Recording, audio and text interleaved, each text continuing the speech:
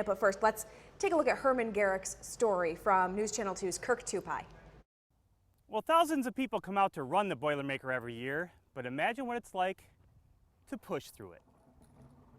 Hermic Garic starts his day a little tougher than the runners.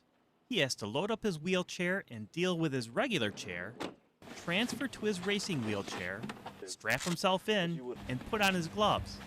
And that's before the race even starts. Then there's the challenge of the race. Some of the challenges, you got to worry about our runners at first, because once we get going down those hills, you got to scream, chair on your left, chair on your right.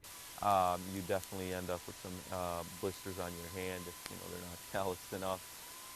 You end up with scars on your arms, I should say. And roads play a critical part in wheelchair performance. It slows you down. Definitely the potholes do. You could get seriously, injured if you end up tipping over in a certain situation is, not paved. But the roads play a major issue. And there's something else you might not have thought about. Wheels. We don't have a NASCAR pit crew waiting for us somewhere or something like that. So basically, you change the flat on your own, whether you want to continue to race or not, that is. So if you do want to continue to race, you change that flat and then you're on your way. But even with all the challenges that face wheelchair racers, there's a motivator that keeps them going strong. The crowds, they could see, you're having a bit of a tough time.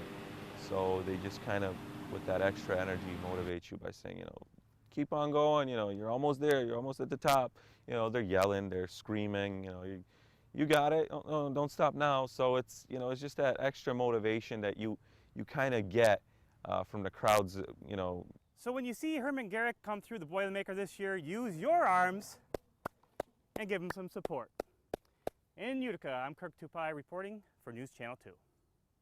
That's some good advice. I like that. And Herman started racing with the Go the Distance team, and we saw at 5, which you can check out at WKTV.com, some old footage, 10-year-old footage. Yeah. I think it was like 14 to 16 years old, we're guessing. Yes. Yeah. I mean, he has been part of the Boilermaker for 10 years.